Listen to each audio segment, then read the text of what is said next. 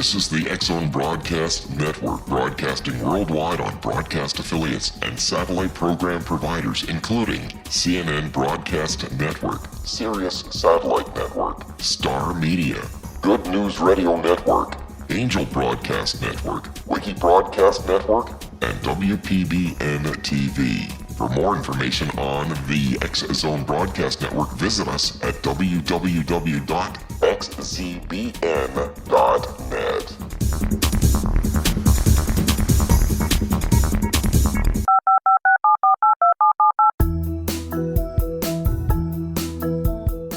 Did you know that when you're on the road with limited data or Wi-Fi, you can still listen to the X-Zone Radio Show with Rob McConnell, The Science of Magic with Gwilda Wiyaka, X-1, Dimension X, Space Patrol, and every minute of the X-Zone Broadcast Network by calling 213-401-0080, courtesy of Audio Now. No smartphone, app, or internet needed. It saves your data plan, and it's free if you have unlimited minutes. Call 213-401-0080 to listen on any phone, anytime, anywhere. Remember, 213-401-0080 for the best of the paranormal, parapsychology, and sci-fi radio programming anywhere, 24/7, 365. And welcome back to the X-Zone, everyone. My name is Rob McConnell, coming to you from our studios in Hamilton, Ontario, Canada. Toll-free worldwide, 1-800-610-7035. Email xzone@xzoneradiotv.com. On MSN Messenger, xzoneradiotv@hotmail.com, and our website, www.xzoneradiotv.com. And to listen to any of the past shows that we've done since November of 2009, www.xzonepodcast.com. My guest this hour is Russell Targ. We're going to be talking to Russell about his new book, Do You See What I See? Lasers and Love, ESP and the CIA and the Meaning of Life. Now in paper, Do You See What I See? A droll memoir by a world-class physicist that includes recollections of his involvement with pioneering laser research, encounters with many of the most recognizable literary, cultural, and entertainment figures of the 20th century, and his role in teaching ESP techniques to the CIA. Now, Russell Targ is a Zelig-like character. His story is an idiosyncratic journey through the highways and byways of American intellectual, scientific, and cultural life in the 20th century. Along the way, he rubbed elbows with Ayn Rand, Greenspan, Alan and Arlene Alda, Bobby Fischer, and Sally Rand. He was a pioneer in laser research and spent many years developing airborne laser wind sensors for Lockheed and NASA. In addition, he co-founded the Stanford Research Institute Remote Viewing Program, or viewing program, which was funded by the CIA, and was instrumental in tracking Soviet and Chinese weapon installations during the Cold War. And to round it out, he is legally blind, and he's a motorcyclist who happens to be a Buddhist. In this fascinating memoir by a first-class intellect, the story of a physicist who has pushed the boundaries of science to explore the realms of parapsychology, spirituality, and the unexplained. Joining me this hour is Russell Targ. And Russell, welcome back to the X-Zone. Great having you with us, sir. Well, it's a very nice introduction. It sounds like if you live long enough, you get to do a lot of interesting things. And meet a lot of interesting people. Yes. So I grew up in New York where I was doing magic and physics. Then I came to California and started this ESP research program with the CIA, teaching them how to be psychic, and we just went on from there. Russell, you and I have... It was the magic that led me to ESP research. When you stand on the stage doing a magic trick, pretending to read minds, a magician will often have information come to him beyond what he should get from the trick that he's doing. And I was recently on the air with Melbourne Christopher and the great Kreskin. Yes. And they agreed that although they're not enthusiastic about psychic stuff, that sometimes they can supplement their act with whatever ESP comes their way. Russell, stand by. We've got to take a 2-minute commercial break. We'll be right back. Exonation. Russell Targ is our very special guest this hour. www.espresearch.com. We're talking about Russell's new book, Do You See What I See? Lasers and Love, ESP and the CIA, and the Meaning of Life. We'll be back on the other side of this 2-minute commercial break. Don't go away.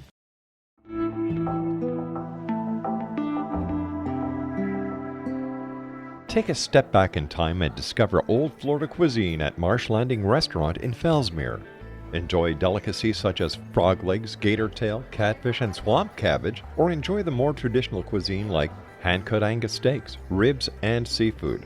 Join us for breakfast with a southern flair featuring sweet potato pancakes, biscuits and gravy, and much more. Planning a party? Marsh Landing's private dining room can accommodate groups from 8 to 80 people. While you're visiting, enjoy the historic pictures, artifacts, and stories that line the walls. Marsh Landing is truly a unique experience. Marsh Landing Restaurant, 44 North Broadway in historic Fellsmere, or visit marshlandingrestaurant.com. Marsh Landing, old Florida cuisine at its best.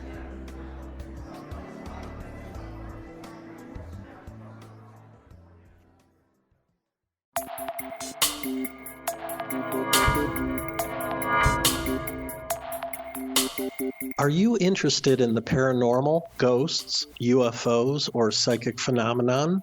Join me, Tim Bartley, co-host of Talking to Spirits with Lightworkers Tim and Justina, coming mid-January 2017 to the XZBN. We will channel spirits live and talk to them, revealing all kinds of amazing information. Spiritual attachments will be found and removed on the show, and so much more.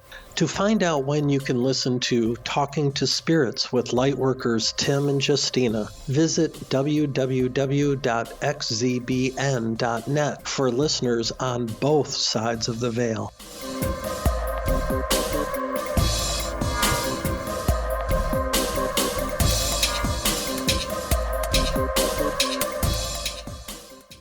Well, I'm so excited because my guest this hour is none other than Russell Targ. We're talking about Russell's new book, Do You See What I See? Lasers and Love, ESP and the CIA and the Meaning of Life. Russell's website is www.espresearch.com. Now, Russell, this is an autobiography after all. Is it possible for you to summarize the main idea you would like to communicate with our listeners about your life story? Well, that's hard to do.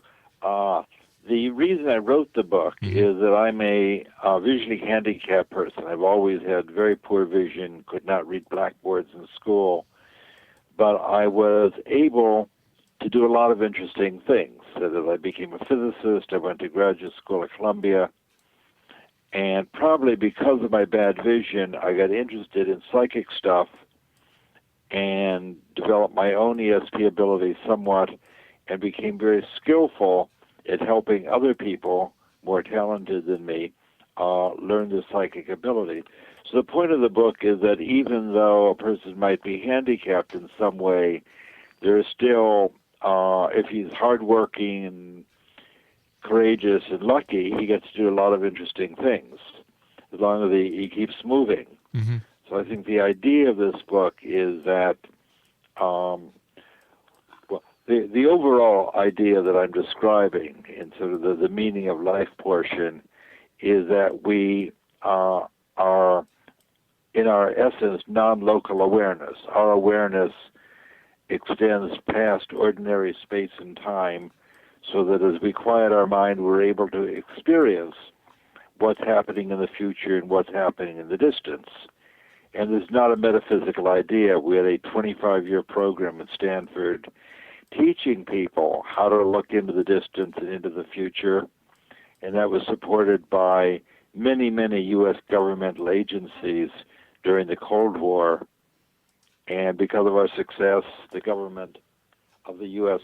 set up a remote, set up a remote viewing organization at Fort Meade in Maryland, and we had a whole psychic Army Corps.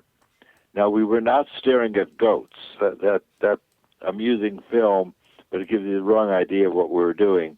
But we did set up a psychic corps on the East Coast of the U.S., in which quite a number of Army intelligence people became very proficient at quieting their mind and describing things that are happening in the far distance. So the purpose of writing this book is to encourage people to get in touch with the psychic side of themselves. It's not hard to do. You don't have to spend a lot of money for classes. You don't have to give away your mind or eat porridge at the feet of your guru. It's an ability we all have. And I guess the purpose of the book is to give people permission to make use of their own psychic abilities.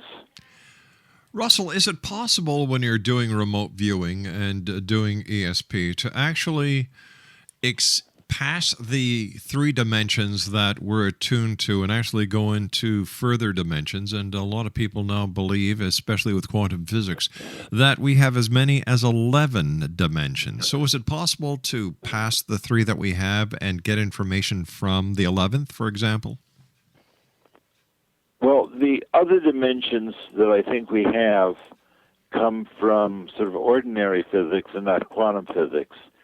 The earliest pioneers like Schrödinger and Minkowski, who taught Einstein, felt that we have a familiar 3 dimensions we all know about, and the time dimension, and the idea that each of those dimensions may have a real part and an imaginary part, so that there are 4 real dimensions. You and I are separated by 5,000 kilometers, and we're talking to each other in real time. So Yes. The only distance between us is 5,000 kilometers in the real plane. But there will be a place through the complex space-time, which physicists today call non-local space-time, that allow us to be connected with one another. So if I held up an interesting object here and asked you to quiet your mind, maybe not while you have a mic in one hand, you could describe my object with no trouble. And it's as though through the complex space-time, there's no separation between us. The Buddhists have said for 2,500 years that separation is an illusion. So it's not like we're creating additional dimensions. I'm not pulling you into the so-called 4th dimension. But physicists agree now that we live in a non-local space-time.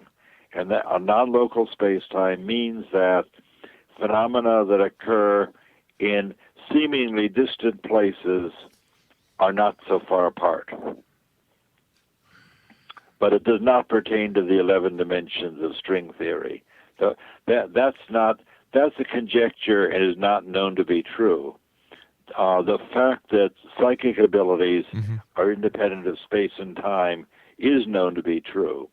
The ESP researchers don't know a lot about how ESP works, but we are all absolutely convinced that psychic functioning is independent of space and relatively independent of time. And I'll just say it again, it's no harder to describe something that's going on 5,000 kilometers away than it is to describe what's going on across the street. That spatial distance does not interfere with your ability, and looking a few days in the future is just as easy as describing something contemporaneous. For example, one of our most famous exploits at Stanford was describing changes in the silver commodity market. And we did that 9 weeks in a row. Every Monday, a psychic would try and describe what we would hand him the following Friday, 5 days in the future.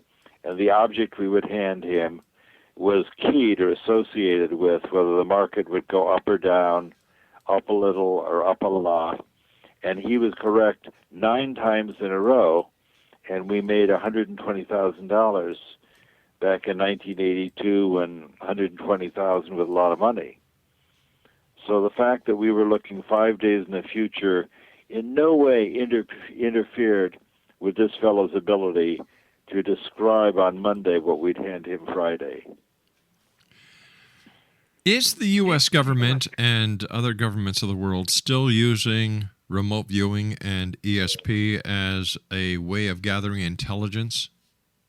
I certainly hope so, but I have no knowledge that they're doing that. Our program at Stanford ended in 1995 when Robert Gates, who's now Secretary of Defense, at that time he was head of the CIA, Gates closed down our program in 95, saying that America no longer had any enemies, so we no longer needed a psychic corps, because we ordinary CIA could deal with the problems. That was 95. And of course, we went about a decade before we had to deal with Osama bin Laden. That's right. But there might be a secret psychic corps in the basement of the Pentagon that I don't know about. For example, I know that the CIA approached some of our best remote viewers on a freelance basis to do things for them. My experience is that it doesn't work so well, because although remote viewing seems transparently easy, to actually do an operational task requires some skill, both from the interviewer and, of course, from the viewer. So I hope that they're still doing it in the basement of the Pentagon, but so far as I know, the government does not have any psychic program at the present time. Russell, with Osama bin Laden still being at large, and with someone with your abilities and the other researchers that you worked with in the past when you were doing work with the CIA and other governmental agencies, why wouldn't they call you up and say, Russell, we would like you to come and help us find Osama bin Laden? Would be a good idea. Yeah. We were supported by an unusual cadre of very courageous, successful, intelligent people in Defense Intelligence Agency, in the CIA, in Air Force Intelligence. So we had a collection of head of the agency-sized people who were very smart and open-minded. Mm-hmm. But there are always people who are principally religious fanatics, fundamentalists, who hate ESP and are afraid that psychic abilities are from the devil. And there are people like that still in Congress. So our government agency, the CIA and Defense Intelligence Agency, were teased by other people for supporting us. The fact that we continue to bring in valuable information is what kept our program going for 23 years. And let me tell you, the most unlikely paranormal thing in our program is that we kept going for 23 years. That is probably the longest running program in the history of the government. I'm going to try and find out if that's true. It's very, very hard to get follow-on money. For example, when I was at Lockheed, we were building laser systems to prevent airplane crashes, and that worked very well. We had a 2-year program. I wanted another year to do a demonstration of ability, and we spent a huge amount of trouble trying to get a 1-year follow-on, whereas in the psychic program, we had 23 years of continuous funding. Russell, stand by. So We've got to take a commercial. We've got to take a commercial break. We'll be right back with the news. X-Zone Nation, Russell Targ's our very special guest. Always a great honor to have Russell with us here in the X-Zone. His new book, Do You See What I See? Lasers and Love, ESP and the CIA and the Meaning of Life. His website, www.espresearch.com. We'll be back after the news. Don't go away. This is the X-Zone Broadcast Network, broadcasting worldwide on broadcast affiliates and satellite program providers, including CNN Broadcast Network, Sirius Satellite Network, Star Media, Good News Radio Network, Angel Broadcast Network, Wiki Broadcast Network, and WPBN TV. For more information on the X-Zone Broadcast Network, visit us at www.xzbn.net.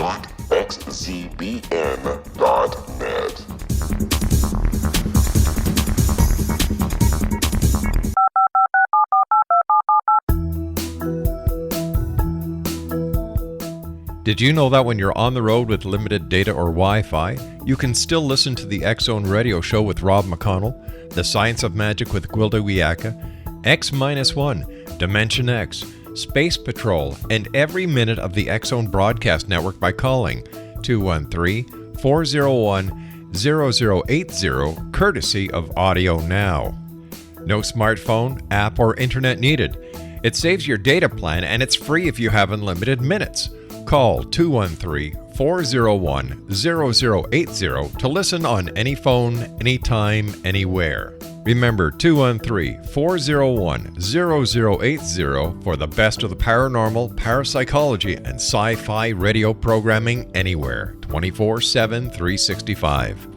Exonation, Russell Targ is our special guest this hour. It's always great having Russell here with us in the X-Zone. His new book that came out in March of this year, Do You See What I See? Lasers and Love, ESP and the CIA, and the Meaning of Life. His website is www.espresearch.com.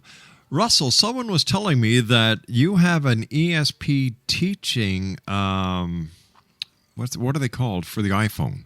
An app. You could call it a teaching machine. Our first program to show people how to be psychic was a gadget that I had made in the 1970s to help people develop their ESP. When there's a time when teaching machines were all the rage in the schools, and I brought this to a NASA conference on speculative technology. This is a electronic device that allows you to choose one of 4 colored pictures that are in front of you. You touch one, and hopefully you touch the one that's going to ring a bell, show you a picture, vibrate in your hand, and give you feedback, and you learn that was correct. So I brought this machine to a NASA conference where I met Werner von Braun and Arthur C. Clarke and a bunch of NASA notaries, notable people. And they gave us our first money at SRI in 1972 because von Braun did excellently with the ESP teaching machine. And we had a program at Stanford for a year where we worked with 150 people and found that many of them were able to get in touch with the part of themselves that's psychic, improve their ESP, and it's a year-long program with this ESP device. And I'm now a Apple enthusiast. I love my iPhone. So I wrote a ESP game, an application for the iPhone, which is free. And this is called ESP Trainer, the free download from the application store from iTunes. And you can have this NASA-developed ESP game on your iPhone at no cost. And people are now writing to me about very high scores. A single run with this game is a run of 24, and because there are four buttons to push, you would expect people to get 6, and many people are getting 12 or 14 with astronomical high scores. And that interests me, so I'm in touch with all these high-scoring people, and it's a free application that lets you get in touch with your psychic abilities and improve it. Russell, So why do you... the name is ESP Trainer. Russell, why do you think people are getting such high scores these days? Well, that greatly interests me. I think that I have 7,500 downloads, so I have a big pool of people who are playing with this. And I think some of them are sitting home quietly, simply... The trick is, with this game, you just learn what nobody's watching you, the sort of thing you do in the privacy of your own home, and you can learn what it feels like when you press the button that's going to ring the bell and show you a picture. It's just quiet. You're sitting looking at your iPhone. You see 4 colored squares in front of you, and you just learn what it feels like that I'm going to press that green square and I'm confident it's going to ring the bell, and it does. So you learn what it feels like when you have a psychic hunch. For example, if you're driving down the highway and you suddenly get a feeling that I should change lanes, you may have this feeling often, but Sometimes you change lanes and avoid an accident. We had a contract monitor from the CIA who had flown on thousands of airplane trips, but one day he was flying out of Detroit with his partner, and he had a very frightening dream of a horrific airplane crash with him in it. But it was so realistic that even though he had flown many, many times, he decided to follow his intuition. He didn't want to seem like a sissy, of course, so he told his partner something came up. He drove his partner to the airport, and as he drove away, he got to see the airplane crash without him on it. So it's as though his experience of the crash the following day stimulated him at an earlier time to have a dream. It's a way that the future can affect the past. So, and in fact, many people have their very first psychic experiences in terms of a precognitive dream. Precognitive dreams are very common, and you can learn to separate them from ordinary dreams of wish fulfillment and anxiety. how does a person separate that? Because that's how I was just going to ask you. How does a person? I knew you were going to ask me that. Yeah, it's uncanny. It's truly uncanny. So how does a person actually tell the difference between a precognitive dream and a wishful dream? Well, the ordinary dreams we have are dreams filled with the residue of the previous day. Mm-hmm. For example, if you cross the lake at a hydrofoil boat and it shakes you up and you dream about being on a boat, you know that's from yesterday's trip. Or if you have a examination coming up and you have a dream about failing an exam and you didn't study for it, we would not consider that precognitive. So there's dreams with residue of the previous days, anxiety dreams, or wish fulfillment dreams. If you have a girlfriend that you've always wanted to be with, you dream about her, doesn't mean she's going to show up. Right. On the other hand, so those are three common kinds of dreams: anxiety, wish fulfillment, and the previous day's residue. On the other hand, if you have a dream containing material that seems utterly unfamiliar, for example, you dream about walking out your front door for the newspaper and there's an elephant walking down your street, and you've never seen an elephant in front of your house before, and then the next day you go out for your paper and there's an elephant there. So I would say the next day the elephant was the cause of your dream the previous night. So one way you can tell that the dream is precognitive is if the dream contains material that's bizarre and unfamiliar to you, not part of your normal repertoire of things that you would think about or dream about.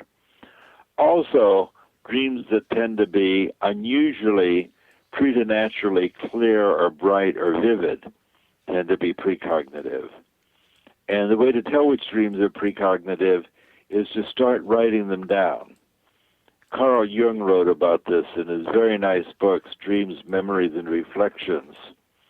And what he said, if you want to get in touch with your dream life, you should have a little notebook by your bed. And before you get up in the morning, before you move, write down the dreams that you've had, especially the dreams you had on awakening, and you'll be able to tell the dreams that are just bubbling up from your subconscious and the dreams that are brought to you by the future. And you can learn to incorporate it. I mean, that's useful information.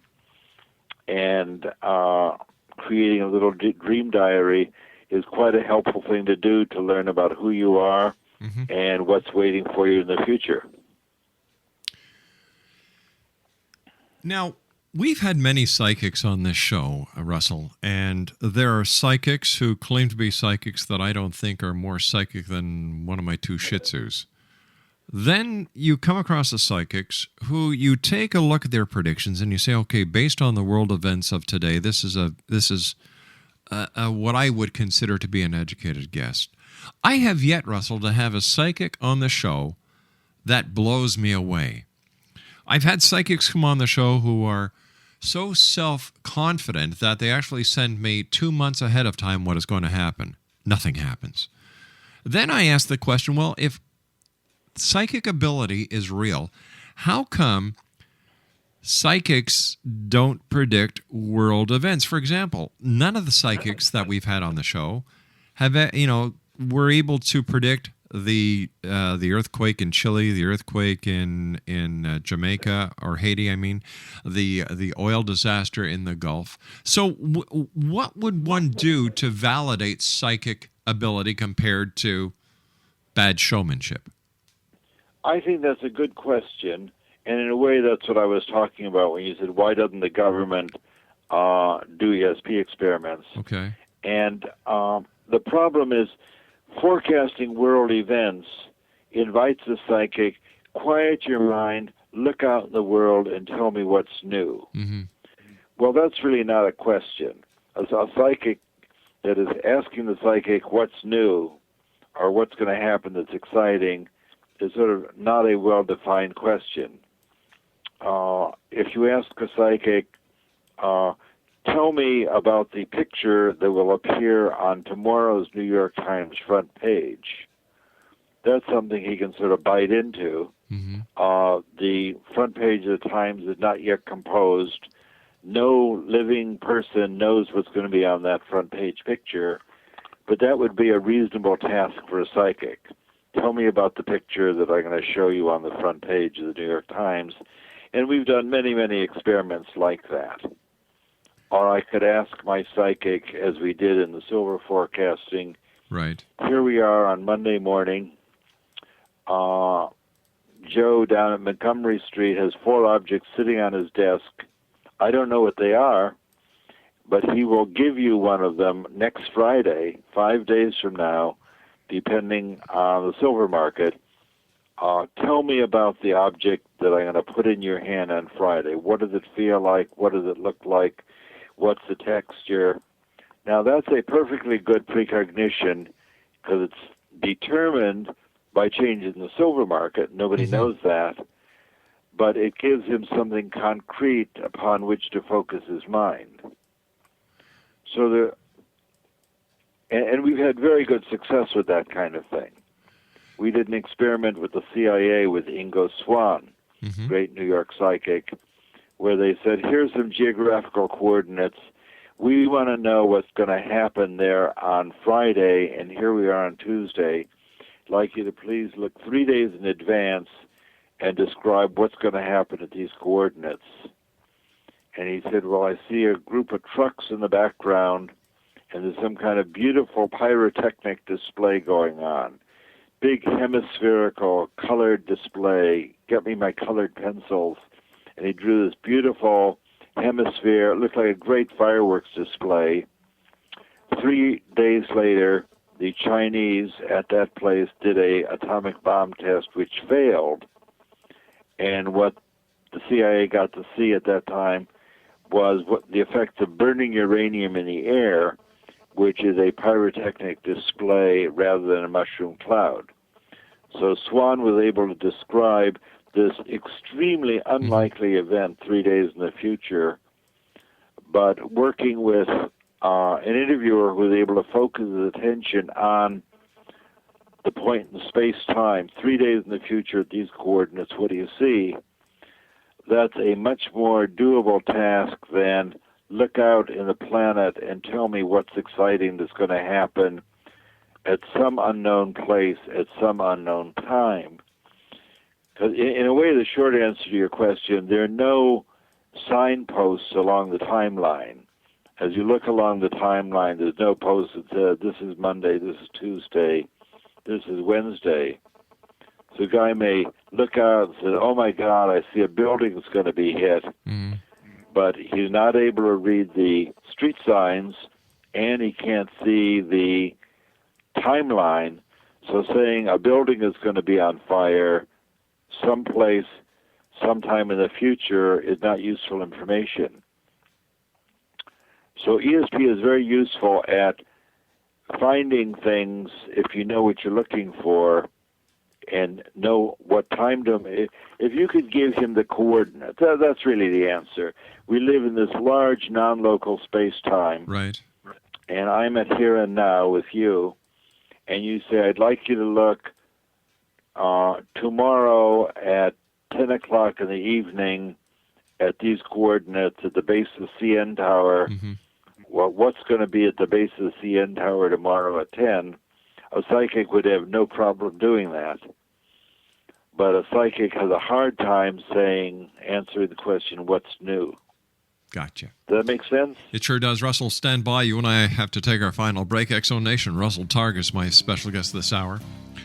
Always great having Russell here with us in the X-Zone. His website is www.espresearch.com. His new book, Do You See What I See? Lasers and Love, ESP and the CIA, and the Meaning of Life. We'll be back on the other side of this commercial break as the X-Zone continues from our studios in Hamilton, Ontario, Canada, on the Talkstar Radio Network, X-Zone Broadcast Network, UK High Definition Radio, Euro High Definition Radio, and Star Cable. Don't go away. 18 Sergeant Central. 19 Sergeant check. Officers on the scene. Hi, I'm Larry Lawson, host of Paranormal Stakeout. With over 36 years in law enforcement, I have learned a few things. The most important is the proper gathering and preservation of evidence is vital to putting the bad guy behind bars. It's no different in the world of paranormal investigation. Whether it's the search for the afterlife, cryptozoology, UFOs, and extraterrestrials, how we gather the evidence, preserve that evidence, and present it to a jury of our peers will make the ultimate difference in proving the existence of worlds and entities that are beyond our imagination. Join me, Larry Lawson, every week on Paranormal Stakeout when, along with my guests, we'll take a journey to prove with indisputable evidence what man has struggled to believe for centuries. Go to xzbn.net for the broadcast schedule and check me out at paranormalstakeout.com.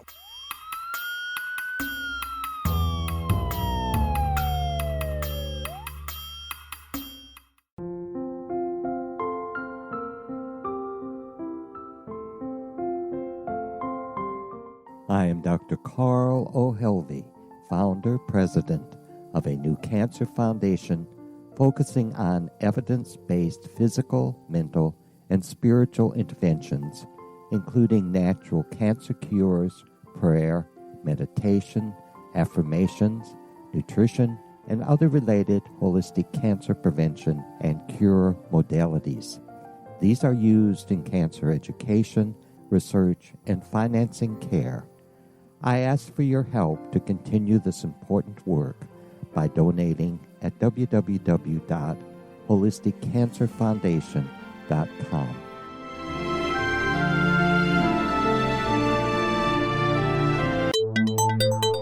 You're listening to the X-Zone Broadcast Network, www.xzbn.net. X-Zone Nation, Russell Targ is our special guest. It's always a great pleasure having Russell here with us in the X-Zone. His website is www.espresearch.com.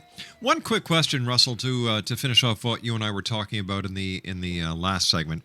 When somebody goes to a psychic, whether it's in a psychic fair or in one of these storefront psychic shops, how accurate at the very most can this psychic be if the person just walks in off the street, says, how's my love life going to be? Am I going to find Mr. Right? Am I going to get the job I've been looking for?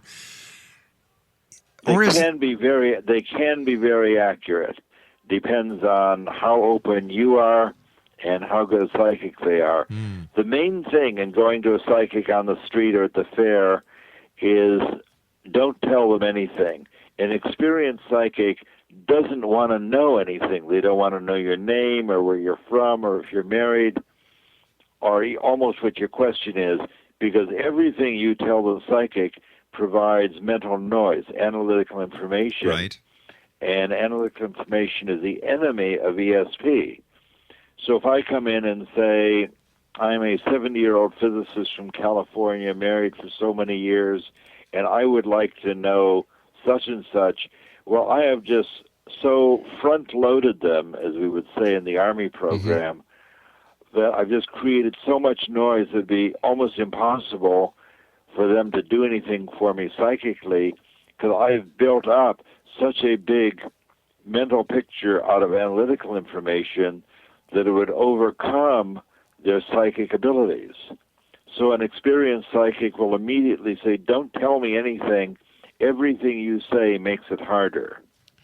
But an experienced psychic can indeed give you prodigious amounts of information. So if a person goes to a psychic at a psychic fair where there's 15, 20 different psychics, people milling around, I don't, based on what you just said and based on my own personal observations, I don't think it's possible for a psychic at a psychic fair to give an accurate reading based on all the chatter that they must be experiencing in their minds. Well, I had a friend who visited a psychic fair, and the psychic said, I don't normally do this, but do you have a friend who died recently? And my friend said yes. He said, well, I see a young woman with long dark hair wearing pearls standing right behind you, and she has a message for you, and that was my daughter Elizabeth. Oh my gosh. So this psychic at a fair gave a surprisingly good rundown on my daughter, who at that time had been deceased a couple of years. And my daughter just popped up behind my friend, who was very close to my daughter.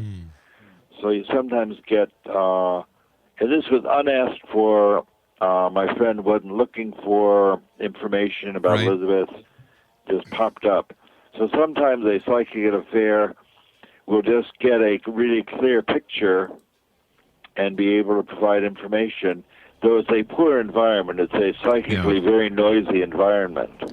Russell, we've just run out of time for tonight. As always, time goes by fast when you're with us. I would like to get you back in the future, Russell, and talk to you more about psychic phenomena, ESP, and the great work that you've done in the past. So until then, Russell, I want to thank you very much for joining us. And Exonation, if you'd like to find out more about Russell, his website is www.espresearch.com. That's www.espresearch.com. Russell Targ, thank you very much for being with us. Thank you very much for the opportunity. Take care, my friend. Speak to you soon. Exonation, when we come back on the other side of this break at 6.5 minutes past, more from the Exxon as we continue our investigation into the world of the paranormal and the science of parapsychology from our studios in Hamilton, Ontario, Canada.